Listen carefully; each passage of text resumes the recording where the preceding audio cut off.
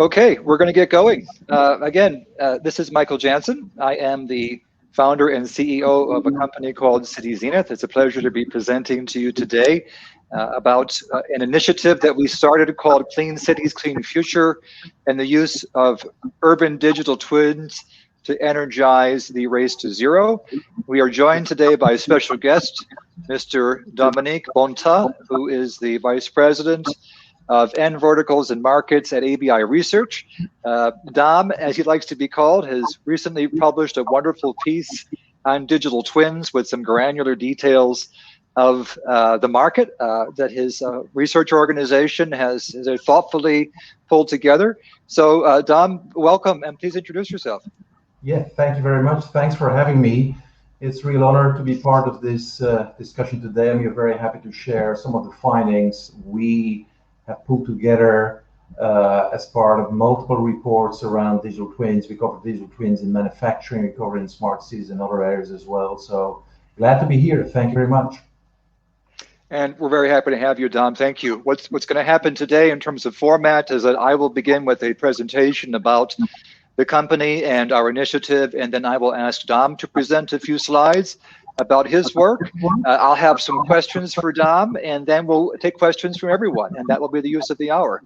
So let me switch us over to the presentation, and I will get started. And what you'll see is Dom and I will go on off video while we're doing this.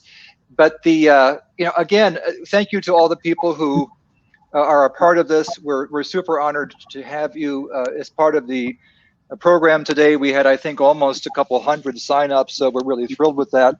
And we're always pleased to be talking with investors, partners, customers, and so many. I understand that we have city officials who have joined us today. We have people from the European Commission, from the World Economic Forum, from major cities around the country, major corporations involved in this type of work. Welcome to everyone. So, if you're here, you're probably curious about what digital twins are and what specifically urban digital twins are. So digital twins themselves are virtual replicas of buildings, infrastructure, and other physical assets, and they are fully connected and interconnected to the data in and around them. They get used for all kinds of things. Specifically in the building industry to optimize all aspects of design and planning, construction, and ultimately the operations and maintenance of physical buildings and infrastructure. What's unique about digital twins from other tools is that they aggregate a tremendous amount of information across data formats and software tools. So they provide a platform-based approach that allows users to see, predict, and ultimately to operate with information like they've never seen before. You see them being rolled out around the world, and Dom will talk about this in manufacturing, in oil and gas, and other sectors. We will be talking about the use of digital twins in the built environment, and specifically urban digital twins. Forbes recently published an article stating that by the year 2025, which is not that long from now, 500 major world cities will come to rely on digital twins for daily operations. So, what are urban digital twins specifically, or city twins, as it were?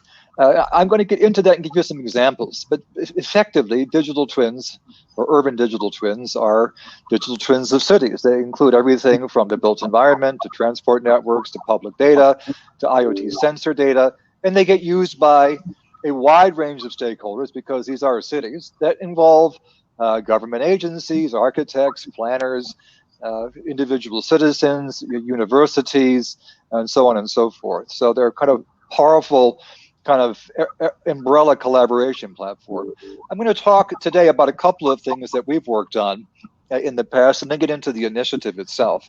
One of the first major projects we did was for the city of Amravati, which is in South India. It was the first ever, I think, major urban digital twin executed for a city from the ground up. This is with the design firm Foster and Partners in London and the planners out of Singapore, Surbana Jurong, and then more than a dozen other firms involved in various projects in the planned city. So they used the digital twin in this case to help them plan a district, leveraging architectural features, buildings, landscaping, hardscaping, to simulate how architecture and landscaping could lower the, or be used to lower the average street temperature in the city by 8 degrees Celsius in the peak of summer. So we provided the platform to all of the architects and the planners. They were able to integrate their 3D models into a common master digital twin of that district of this city. And from there, they could run simulations, testing to different design schemes, different strategies, and then simulating and re-simulating using a third-party microclimate simulation tool that we integrated from a partner in Canada. Very powerful example.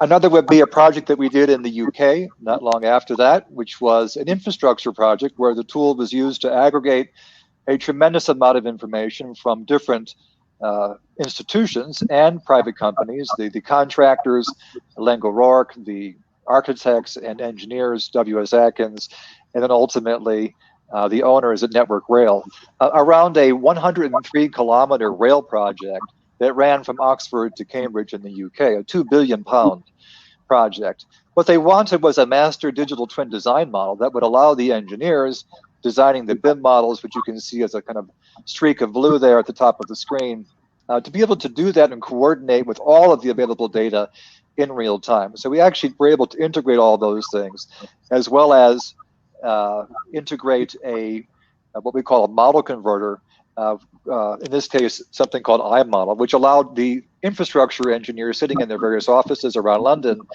to have one single common map that they could pull their models into and test for accuracy and ultimately flexibility. So a very fascinating project, and again, one of our important ones. Then we moved on to a project in Orlando where this was a job that we did with the Orlando Sports and Entertainment Development Corporation.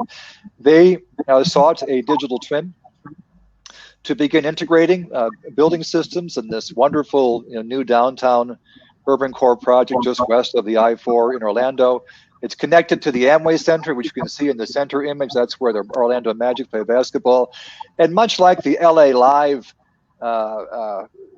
call it sort of extravaganza experience district in Los Angeles, this is effectively Orlando Live.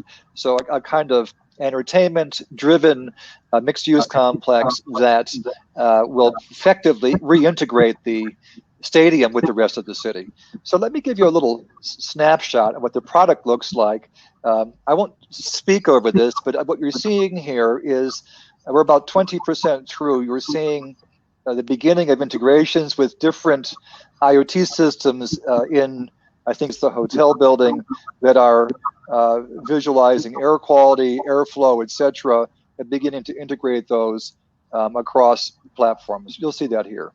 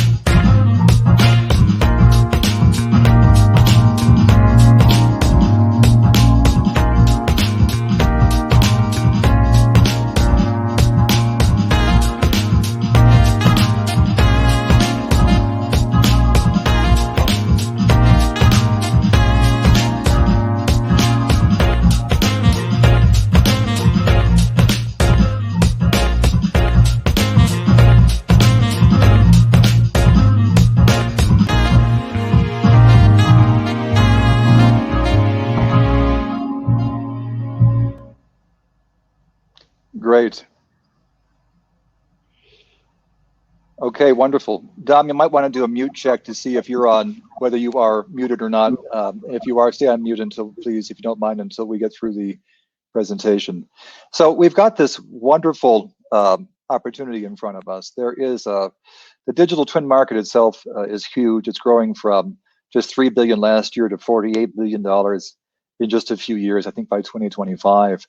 And then the smart cities market itself, which has been growing for longer, is already at 410 billion, growing to double that size over the same time frame. And we really participate in both markets as an organization. The company and some of the things that we're doing have been now mentioned in the media many times over the last year. We've been fortunate to get a lot of coverage for our work. We've got some exciting technology. We've doing some really exciting projects, and we continue to grow. I'm especially thrilled with what's been happening with our Clean Cities, Clean Future initiative lately. In terms of the company overall, we launched Smart World OS about a year and a half ago, just before COVID. Yay, that was great timing. We had a number of projects that were supposed to take off in 2020, but didn't really until this year. So we're predicting about $1 million plus in revenue booked this year. We did sign $4.6 million in new deals since the beginning of the year. And that was a really great start. We're beginning to sort of execute on that work, in fact, this quarter. Overall, the pipeline has grown substantially to over $11 million just since the beginning of the year. So there's a lot of things happening in this market. We find ourselves being invited into a lot of the bigger things. One of the projects that we're very happy with is the Mano Tower digital twin project in Saudi Arabia, where we are being used on a residential project that's on the Red Sea. It's beautiful. I think about 30 some odd stories. High-end premium residential condominium. They're looking to build a digital twin, which is now in fact under construction with them, the twin itself and the building, both being constructed at the same time, to optimize all their smart building functions. But specifically, they want to give their tenants unprecedented access to remote control of what's happening in their flats. So being able to turn things on and off, look at security cameras, get information from the public floors of the building, see what's happening outside the flat, book a massage, get a valet, etc., all through a mobile application spin-off of what the digital twin is otherwise doing. We've got a great opportunity with a company called Agile Fractal Grid also, which is a company based in Boston. And we signed a major contract with them to roll out digital twins for their energy services program. What they do is they provide fractal grid technology, which is a kind of high performance smart grid technology optimizer to large projects to help the energy systems in those projects autonomize. And ultimately, they're able to, using this fractal technology, to power massive sections of cities using really solar and renewable sources. So one of the projects that we have on the books with them is in Canada, where the entire one of the major provinces of Canada is doing a province-wide digital twin, which is absolutely fascinating. Among others, they have projects in Europe, the Middle East, in Africa, etc. And for us, they are a partner. And the way that we work with companies is really three ways. We do large projects. We partner with organizations where we customize Smart World for that organization or institution's use and distribution or reselling. And we also have our platform approach, which I'll share in a moment, which is rallying around the implementation of our technology in major cities and working with local green building authorities to sell that through to commercial building owners. So all of these are, as a business model, we have a major SaaS component. Most of the revenues recur from subscriptions, but we also have a professional services component and actually building up the twins initially. So we have people on staff and partners that help us to execute the twins. Most of it is done, of course, in-house with our core technology. And then the technology is really developed for our partners to be able to do everything by themselves. The big differentiator between us and other digital twin companies out there is our platform approach. Other companies are really selling repurposed BIM, CAD, or GIS tools. They don't have real true digital twin products. We've been actually building a true digital twin product, leveraging game engine technology for scale, data science, and IoT sensor integrations to be able to take that scale and integrate massive amounts of data to give us unbelievable outcomes. You can't do that with existing tools in the marketplace, and I think that's where we have an edge. As such, we've been fortunate to have some great partners. Many of you might have read the news that we were named a World Economic Forum Global Innovator and appointed to their Zero Carbon Cities program. Only 140 companies in the world have ever been named global innovators, so we're super happy. That's giving us an opportunity to take our work to the world stage and to the world's best. It's a wonderful chance for us. We're just beginning to get sorted and organized with them and into our first initiatives. We're working with the Digital Twin Consortium, where we have a workshop called Building Back Better with Digital Twins, and it's all about the Clean Cities, Clean Future campaign.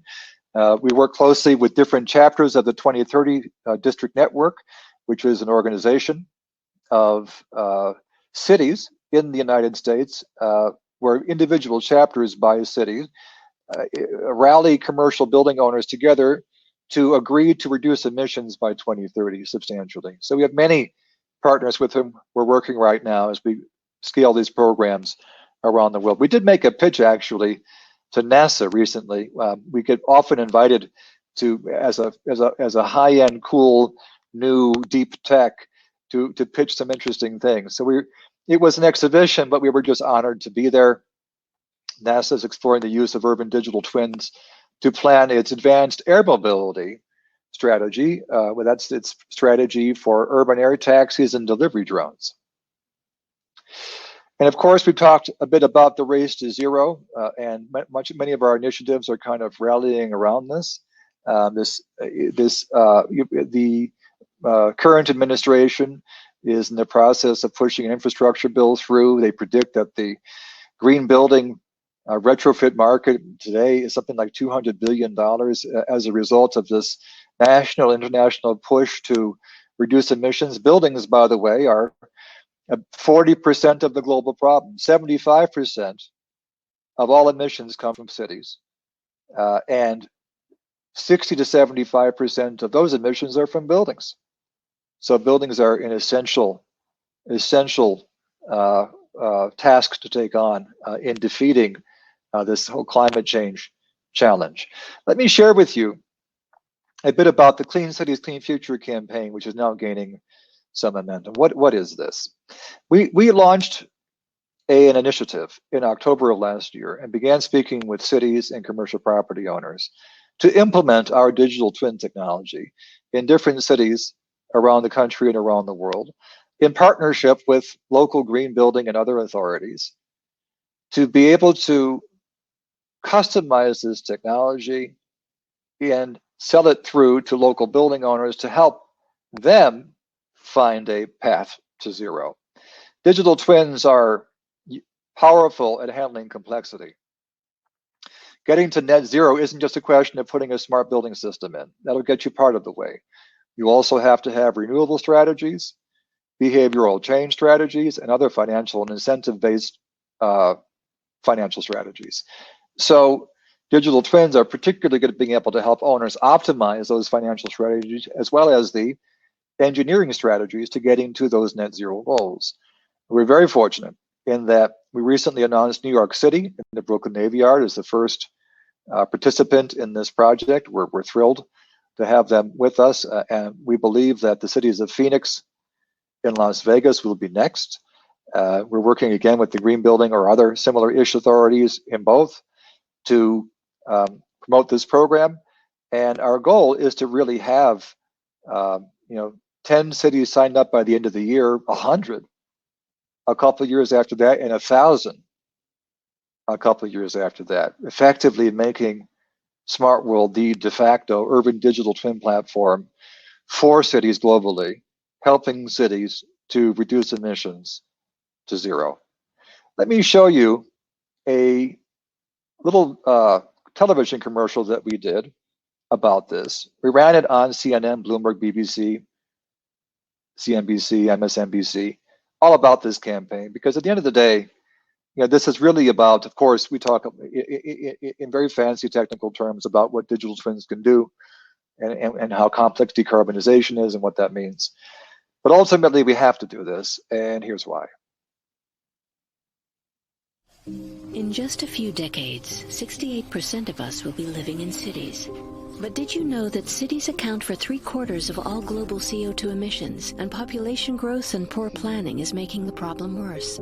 With our transformational AI software platform, we pledge to try and make the world's most polluted cities more sustainable, clean, and efficient, because we want to build a better future for our children, and we want you to join us.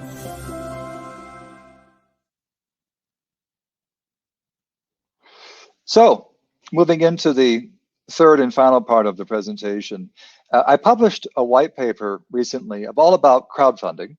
I am an experienced entrepreneur. My last company was backed by Sequoia Capital. I am an architect by training, Yale undergrad, Cambridge grad, Fulbright scholar, focused on architecture. I lived in Asia for 20 years, cut my teeth on massive city-scale projects in Asia when I was in my 20s and never looked back. By the time I was in my late 30s, I had built one of the largest 3D modeling companies in the world. In fact, it was the largest. Made CNN, CNBC, 30 of the top 50 AEC firms in the world, as architecture, engineering, and construction firms, were clients of that company. I learned a tremendous amount in building that amazing business and gave my shareholders 17 times their money back in just 3 years. My very first shareholder, Mr. Frank Schwab, met me at a Caribou Coffee on the corner of Gulf and Roselle Road in Schaumburg, Illinois, gave me $100,000. And 3 years later, we met at that same location and I gave him $1.7 million back. I know how to do this, and that was before Sequoia Capital came in. This company is a bigger opportunity. And I'm so thrilled and honored every day I wake up and realize that I am part of this even. We owe a lot of our success to the crowd. We launched a Regulation A+, which is a crowdfunding capital raise. We can raise as much as $20 million and possibly even $75 million in this round. If you're not familiar with crowdfunding, it is extremely tightly regulated. It takes a good 6 months of applying to the SEC and FINRA to qualify. There is a licensed broker dealer, licensed share transfer agents, licensed escrow agents, all involved in the transactions. When you invest, you don't get your shares tomorrow, that you go into a broker dealer process. It's really tightly watched, but it makes it safe for investors. So that's why Regulation A+ capital raises have become so popular lately. We have raised $3 million in this A+ since we launched it several months ago. And in fact, we raised another $1 million in a parallel Regulation CF as well. The share price today is $1.50 per share. And we have about 1,700 investors in the A+, about 6,000 now overall in the company who have supported us on this mission. If an investor, you have various options here. Of course, there is the ability for you to, like most shareholders do, they're in this for a 3 to 5 year haul, and they're hoping to make a $7 to $10 per share return modestly. That's a goal that we have. We think we can do much better than that also. We also have signed up for something called a alternative trading system, which is a secondary shares market that allows our existing shareholders to trade their shares anytime. And that will be live with us next year. So if the share price goes up and you choose to sell, you could sell your shares much, much sooner. And we know that there are people who bought shares, for example, a few years ago, and have already made 2 and 3x their returns. And for some of them, they may just choose to do that. How do you do it? Is you go to the Cityzenith website, and there is an invest button at the top right corner. Click on that invest button, and you'll see the offering page. That page gives you all of the details about the company, far more than I went through here, including access to a detailed offering circular at the bottom. And there you'll be able to see everything you need to know about the company. To study how to invest, you click on the invest button. It's a 4-step sequence. If you have any challenges, please give us a call or send us an email. You will have to provide a fair bit of personal information when you are investing. So remember, you just can't say, "Hi, my name is Bob, give me shares." The SEC asks you to properly identify yourself, so be prepared for that. Most investors know that. That's just for those who don't. And you're most welcome. What I'm going to do is switch over to some slides that we have prepared that Dominique has prepared, that I'd like him to share. If you don't mind, I'm going to let Dominique chime in here and present his slides. And so, Dom, Sure. Take it away. Okay, thank you. Great presentation, Michael. Very happy to share our views as a technology market research company. We've looked in digital twins, as I said in the beginning, quite a bit. We did one particular report recently, which was really focusing on the planning and design use cases of digital twins. So digital twins can be used in two broad categories. They can be used for designing urban assets, buildings, roads, whatever you can think of. And they can also be used for operational management, so existing infrastructure. So that report really focused on the design, the modeling of assets which are as yet not built yet, but will become reality when they get built.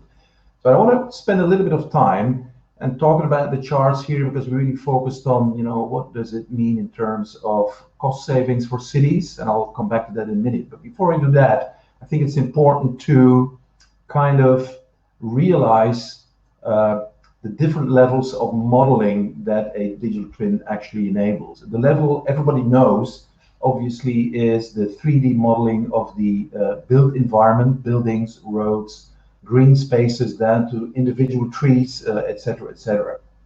That's still a very important layer, but digital twins are about much more than that. So the second layer is about what people refer to typically as physics modeling.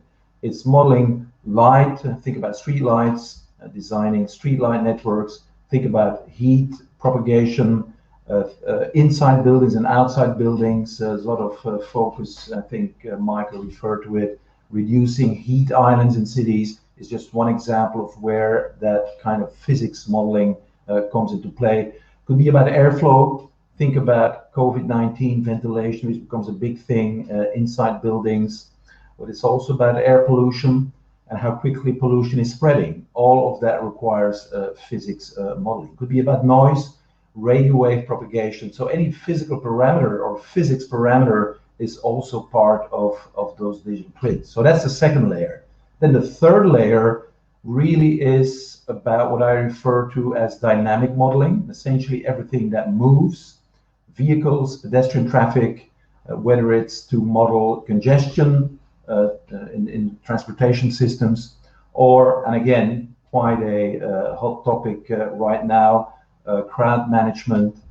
In the wake of COVID-19 already before, very important to keep track of crowds, how they move, either at airports or other venues, but also outside buildings as well. So all of that constitutes a digital twin. So you can imagine that gives you an incredible richness of what you can do with it. And what you really want to do with it is virtual prototyping, run scenarios, do simulations, and actually optimize the design before it even gets built. And probably the most well-known example is evacuation simulation. So when you have all these parameters, including the crowd dynamics, you can actually calculate quite accurately how much time it takes to evacuate a building.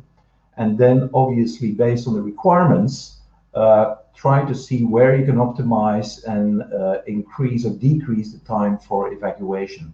Just one example of virtual testing, virtual optimization, and once it gets built, upfront that you will meet the evacuation requirements, for example. That's just one example. You can think of many more. Maybe we'll come back to that later in the discussion. Energy efficiency, building for energy efficiency is obviously another key example. I think that's what Michael was talking about quite a lot. Once you optimize a building for energy efficiency, you can reap the benefits of that and the recurring cost savings across the entire life cycle of the building, which might stretch for 10, 20 years or more. So that's what it's about, and that's what we did in the report. You see some of the findings here. So what we see here is that the total savings, and it's important to realize, maybe go back to the first slide, Michael, if you don't mind. There you go. So the total amount of savings, and it's important to realize this is only savings for city governments. So any assets they own and manage, their own buildings, security system, etc., etc. So just looking at city governments, we came to a number of just over 280 billion in global yearly cost savings by 2030. And you can see the split by region, which, as you can see, APAC becoming very important moving forward. That's not a surprise. But I think on the next slide, you see how this is actually distributed across the various verticals and end markets. The two biggest areas, or maybe unsurprisingly, energy and utilities. It's all about energy savings and energy efficiencies. That's definitely a big chunk of the cost savings. The second big part, and equally important, is anything related to safety and security. And I would call it broader, even resilience, which is a big concern of cities in the wake of COVID-19 and maybe many other potential threats coming our way. They want to build resilient, safe, and secure cities and design them in a way that they are resilient by design, by nature, which will save them a lot of costs down the road in terms of response management and any other type of cost. So I want to leave it here, Mike, and I think you had a couple of questions on these charts, I believe. Yes, I did, and thank you. You mentioned earlier, Dom, that there's, as per your research, $280 billion is the anticipated savings from the use of digital twins, whether it's development costs, planning costs, etc. Could you give some more detail behind that? Yeah, sure. So that's what we do. We build models, very much like you build your digital twins. We are building models for a forecast. So, I'm happy to kind of share some of the key underlying assumptions here. So of course, the starting point for the model is looking at urban population. I think you mentioned a few metrics there. Doing that per region, but then also looking at, and that's a key thing, of course, what is the budget cities are spending? There's some interesting information. So we build a model in kind of averaging, kind of bringing it down to budget per million population. So that was an input to the model, because if you want to calculate cost savings, you need to know, what are cities spending today? Then the other thing, of course, because this research was really to try to figure out what the incremental cost saving is that digital twins can bring to the table. So we're really looking at adoption rates of digital twins. And the way we did this is actually more looking not so much at the number of cities, but looking at the urban population. So for example, we assume that by 2030, let's look at North America just here, that by 2030, 50% of the urban population will live in cities which are managed by digital twins. So that doesn't mean that 50% of the cities will have digital twins, but 50% of the population. So, and I think that's the metric which is kind of the point of no return, where you can argue that digital twins become a mainstream way of managing urban assets. The other input to the model was, of course, the cost savings themselves. And there, it really varies per region. It also varies per kind of vertical and industry, but by and large, it's somewhere between 10 and 50%. So a digital twin alone can yield cost savings of between 10 to 50% on all these categories, budget categories and spending categories cities have. So some of the underlying assumptions there, Michael, hopefully shedding some more light on the numbers here. Those are some pretty powerful numbers. I mean, 10% itself is important, but if you can increase productivity or save cost to that level.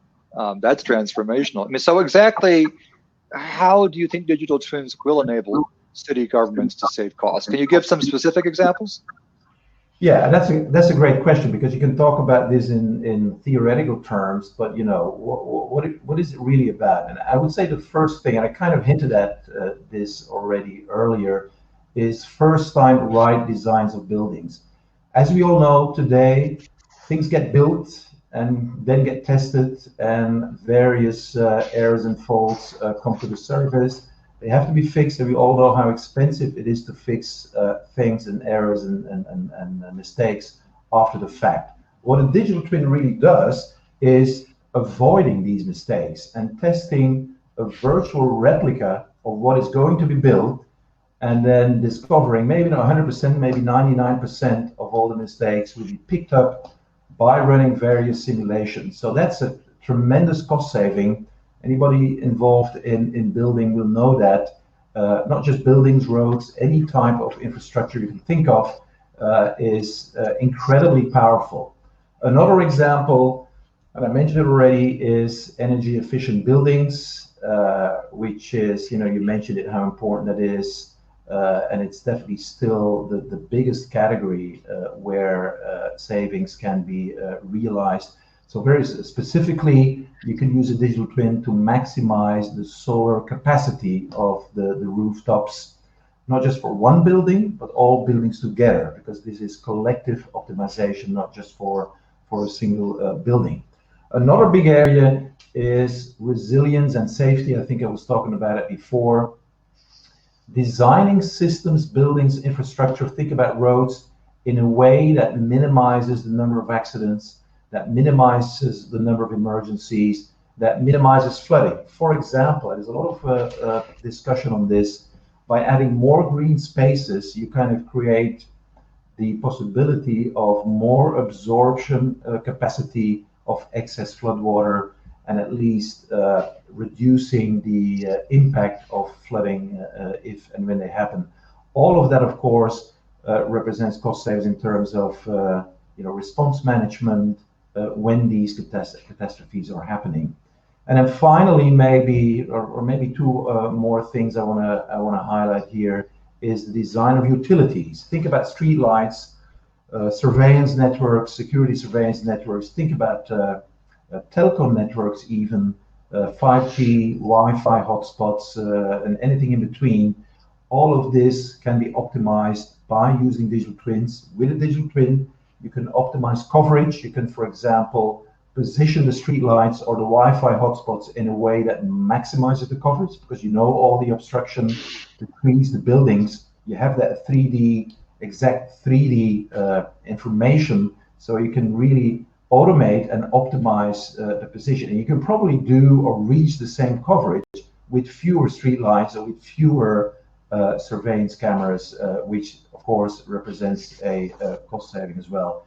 And then lastly, COVID-19 proof building. I've seen quite a few examples from a number of suppliers using digital twins to optimize the design, the interior design of buildings, optimize the airflow, ventilation, design of rooms, doors, windows, etc., which of course in itself maybe indirectly is a huge cost saving on healthcare and of policing, distancing enforcement, etc. So all these elements, and these are just a few examples, you can think of many more, but hopefully this kind of shows the incredible richness and power that digital twins can bring to this cost-saving journey. Terrific. These are wonderful numbers. I've been waiting for people or someone to start talking in granular detail about where these savings are coming from. So we know as a service provider, the kind of transformative value that we can provide is sometimes, I'll be honest, it's hard to articulate what transformational experience something like a digital twin brings to an organization, because it's not just enterprise software. You're now engaging with a massive information source in ways you never have before. You're seeing data like you never have. You're able to run simulations. You can collaborate like you never have. So it'll be a while, I think, before organizations really figure out how they're going to grow themselves around digital twin technology, because there'll be a lot of things that a lot of redundancies, of course, you won't need. There'll be a lot of advanced capabilities now you'll have. And I think it'll empower everyone from very large organizations to very small organizations to do a lot more with their data. That's at least what we're seeing. So in the urban sector, we've been really keen to see, because we know there's a lot of activity. Of course, we're involved with our activity. I just mentioned it's a $3 billion market, so there's $3 billion worth of activity going on out there, right? So, and you comment on a lot of that. I guess that's my final question to you is there a specific example in a city that you was formed part of your research that's using a digital twin you think well? Yeah, sure. And to comment on what you just said, to be honest with each other, there's an incredible amount of inefficiencies still out there for everybody to see at the government level, but also at many other levels. So that's the opportunity we have to remove these inefficiencies. That's essentially what we can do. And there's still a lot of awareness building need, education, a little bit what I said in the beginning, to really teach people how wide and rich these systems are. There's actually no limit, I would say, to what you can do with it. You can literally manage everything you can think of, because it will be modeled, it will be part of that digital twin. So in terms of examples, probably the example, one of the earliest implementations, I believe, was in Singapore, virtual Singapore, 4 or 5 years ago, I believe, and they're very advanced at many levels, as you know. Singapore, it's kind of a laboratory for smart cities, but they were early on very interested in deploying digital twins, and they did it, I think, for a number of things, but I do remember they were focusing a lot of what I mentioned earlier, solar energy maximization, so looking at solar panel roof, square meterage or footage, but also already looking at public housing design, which is a characteristic of Singapore. And the interesting thing about Singapore is it's a very dense environment. They don't have a lot of room to experiment. If they do something, it has to be first time right. So for them, digital twins was a very natural thing to do from many perspectives. They're also very much looking into the emergency evacuation example. There's actually another more recent example. There's the Singapore Tenga district, public housing again. I think it's half finished now. I think some people live there already. They specifically use computer modeling and simulation, for example, for limiting wind flow, but also to reduce urban heat islands, which I think is a typical problem, of course, for Singapore, but also using AI-based software for optimizing energy use. And I think that's another aspect of digital twins I didn't mention. There's a lot of talk about generative design, actually automating the design itself using AI and advanced neural net type technology to automate the design. So that also on that level, I think Singapore was and still is very advanced. Maybe 1 or 2 more examples, actually 2 from Paris. I think they probably experimenting with an energy digital twin. So that's a digital twin that models the entire energy generation and distribution network. You can imagine the kind of savings that can yield. So that's kind of more a trial, I believe, but it includes buildings. So it looks at the whole energy value chain. And the other one is a co-design of smart lighting and wireless surveillance cameras. I think I mentioned that before. So I would say, maybe one more example, Vancouver, city of Vancouver, Canada, is using digital twins to optimize their traffic and mobility environment, looking at new transit links, et cetera, et cetera. So there's no lack of examples, Michael, of cities. And the interesting thing is they do it across a very wide variety of use cases and applications. So hopefully this kind of illustrates how rich this all is. Great. Well, thank you very much. I appreciate it. We're going to jump into the questions now, and thank you for sharing your experience, because, you know, having someone who's looking at a broad spectrum of activity across multiple markets is really invaluable, Dom. Thank you so much. We have a ton of questions, so I'm going to go at them. They're mostly directed at me, but I'm going to go through them in chronological order, in the order in which they came in. Question from Michael comes in. Your projects indicate a number of other products that are used with your product. For example, Bentley systems. Does Cityzenith come packaged with these other products, or do you select them depending on the user's needs? We have hundreds of standard integrations, including with things like Bentley iModel, among many others. But we also do custom integrations for almost every project, Michael.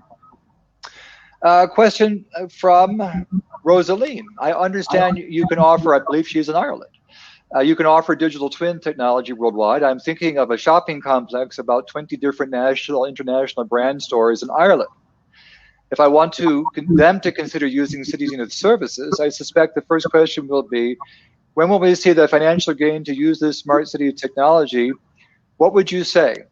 I think we would have to have a deeper discussion about these 20 stores to see what they are and what their needs might be, if any, before I can answer that question. There are multiple use cases for retail, from of course, energy optimization generally, which is the concern of every building owner, to security, to pedestrian flow issues, parking access and egress. All these things can be studied with digital twins. So we would really need to understand, you know, what the specific needs would be to form a digital twin proposal for a customer like that. But and without knowing more, I really couldn't answer the question. But certainly could.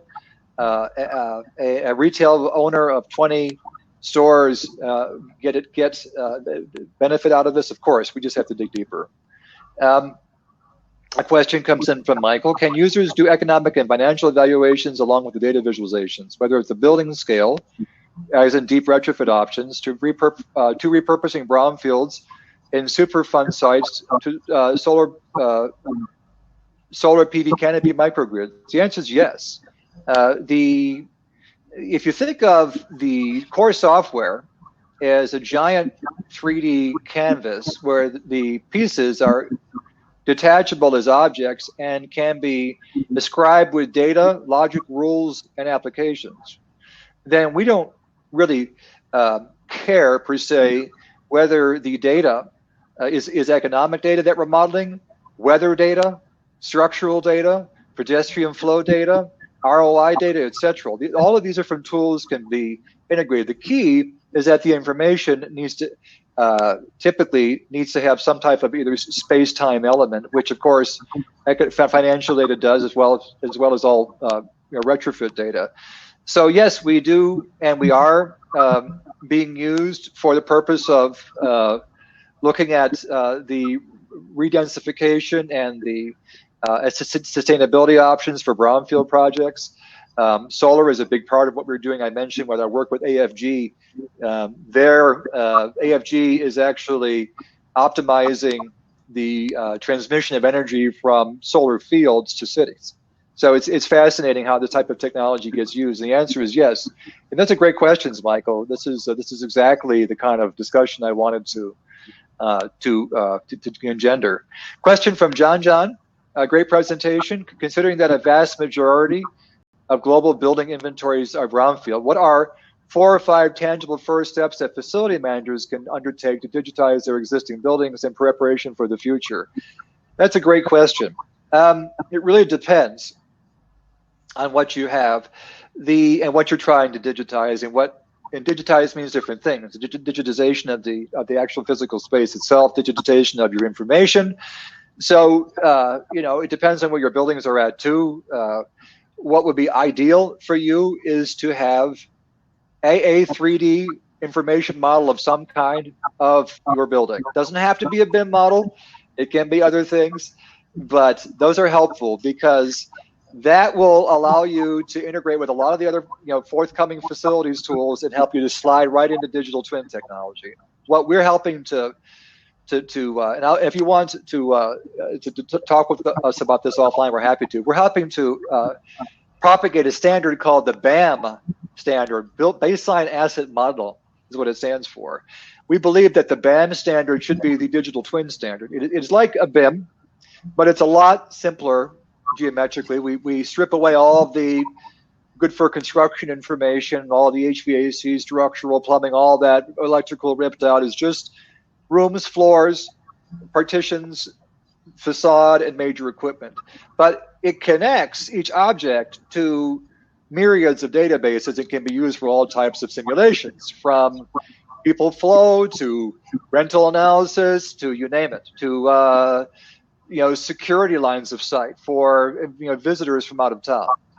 So the answer is that I would start with a 3D model, of course, digitizing all of your core information.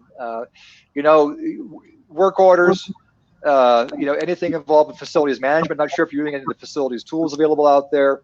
All of these should be digital now, and that'll get you ready for what's there today and what's coming.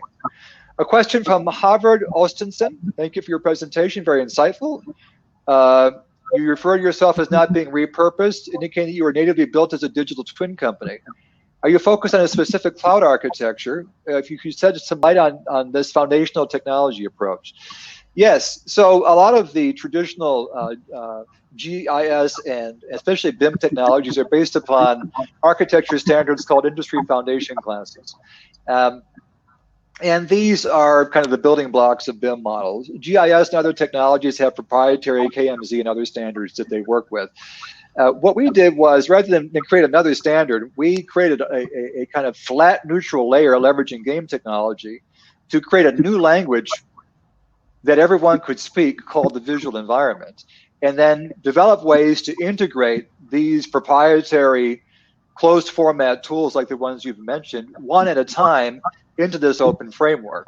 So if you can imagine someone's BIM model working with somebody else's GIS data, somebody else's IoT sensors, and someone's public data all in the same calculus, that's the power of this. And the genius of this, Harvard, is that our first CTO was the creator of Google Earth. And what he taught us, being one of the world's greatest technologists, was that we had to move out of this IFC world that all of the competition was stuck in. Dassault, Bentley, Microsoft.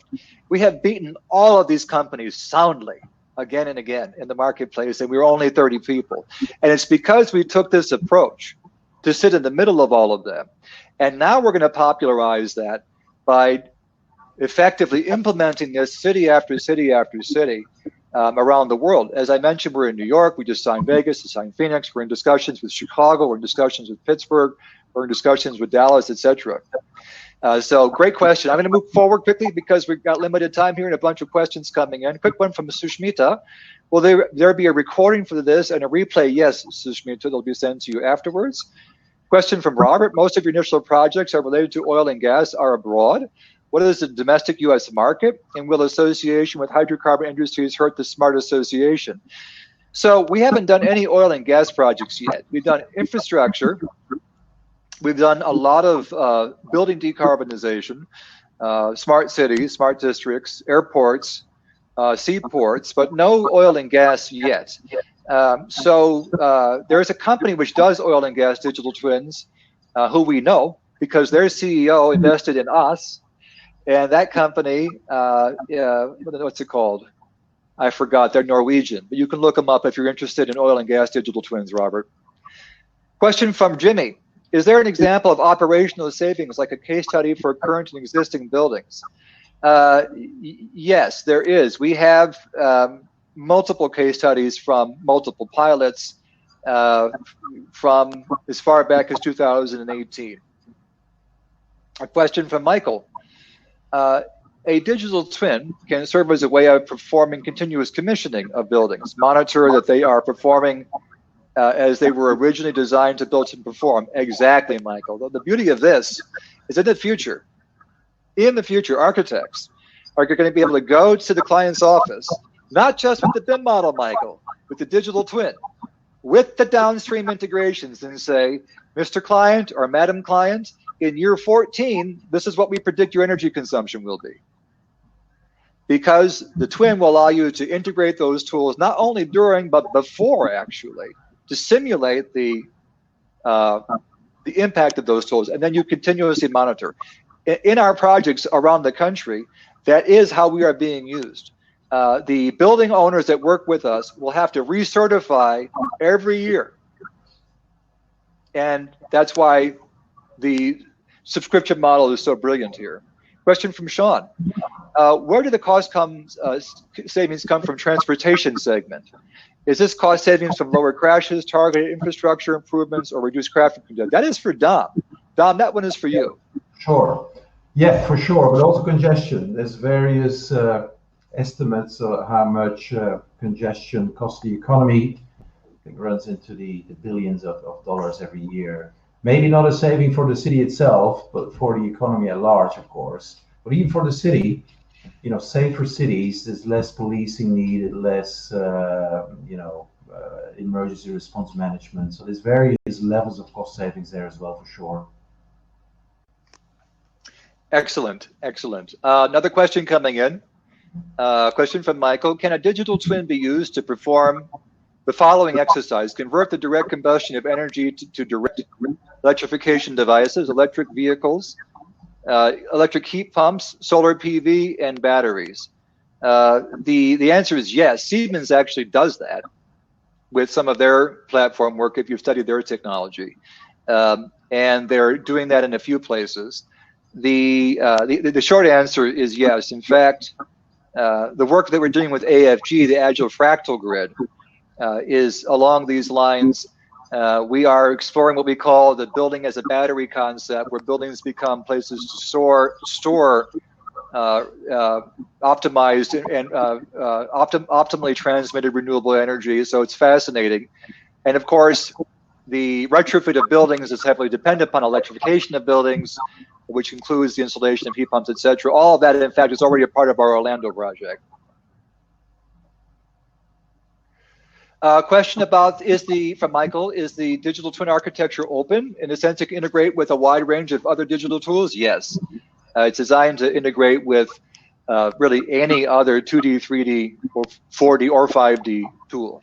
What we've done uniquely well is develop those integrations, and some of those integrations we've actually already made open source. For example, our Revit integration with Smart World is already open source and used by thousands of people.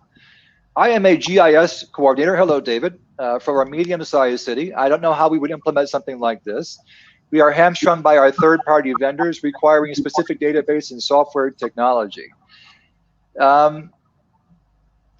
Yeah, good question. I don't really know what to say there. I think we'd have to have a separate conversation, David, to explain your situation to us. Feel free to write to the company. Don, did you want to jump in on that one? I'm not quite sure if you wanted to put an answer in. Yeah, maybe not too much to add there either without knowing the details, as you said. Yeah, I think we need to learn more, David, but we're happy to. I just want to let people know that we're going to continue past the hour because I have a policy. I answer every question I'm asked. So if you have to drop out, you're welcome to, but we will continue. A question from Michael. Big data pools are often withheld from public use, investor-owned utilities, for example. How do you work around such proprietary data sources? So when it comes to buildings, the energy input process is voluntary by the building owners, and we follow the local green building authority or legislation policies. So in the case of New York, the template that allows building owners to input their data is the same one used by the law required by the Law 33 mandate, and also Energy Star. So we don't necessarily need the utility company data to perform that exercise. Question from George. You talked about cities. Are you working with building managers to deliver carbon reduction for individual buildings? Yes, George, that is what exactly the Clean Cities, Clean Future program is about. So we work with cities, but within those cities, in each pilot, they choose 5 to 10 building owners to work with us. So we already know, for example, in New York, that Building 77 is one of the buildings that we will be working with. So we will be working with the building manager. Her name is Simone. She's brilliant. And we'll be working with Pierre and the CFOs, building manager and CFOs, engineering and finance together to measure results. Question from James Caldwell. Are you integrating creative problem solving into your design processes? Understanding stakeholders' needs and perspectives can optimize solutions by helping stakeholders see opportunities for collaboration. There, James, the answer is, we do when given the opportunity. So Cityzenith was honored to be selected by the city of Chicago for their We Will project. We Will is a program to replan the city of Chicago for the first time in 50 years, inclusively. And there we get to talk to a wide range of stakeholders from all parts of society about what they want to see in their neighborhood city twin. So, this is an experiment for us, but the question is, yeah, absolutely. And my hope is that we'll eventually have a mobile app that citizens will be able to walk around with when they converse with the twin.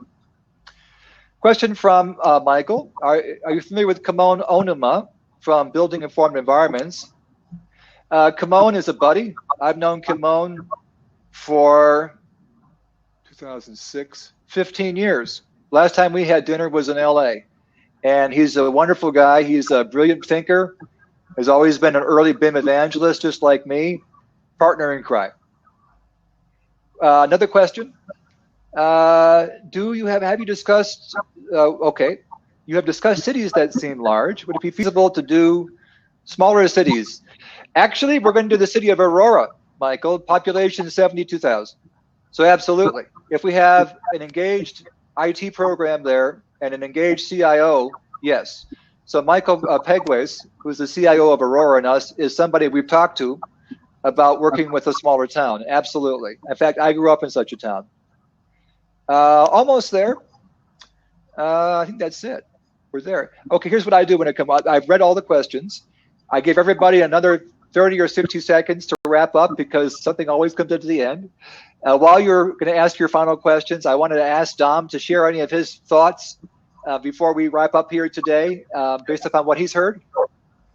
Yes, great. The way I think about digital twins is they will become the ultimate tools with which cities will manage their assets. There's no doubt about it. The only question is, how fast can we ramp this up? How fast can we show them by building more case studies and more examples to get the bulk of the cities to join this momentum? But there's no way stopping this. There's no alternative for using digital twins for managing your urban assets. It's as simple as that. Well, I mean, I could not do better than that, and nor do I disagree at all with what Dom just said. So we're going to wrap up here. I'm going to thank everybody for coming along. I'm going to thank Dom especially for signing in from Brussels and for staying up for us. Thank you to the many people who joined from around the world. Wonderful questions, excellent questions. They continue to get fantastic and more fantastic. Thank you to all the city officials and other dignitaries that joined today's call as well, especially from the European Commission. Honored to have you. A recording of this will be made available to all of you. So thank you very much for being a part of this, and we'll do another one of these in a couple of weeks. Have a great rest of your afternoons or evenings. Bye-bye.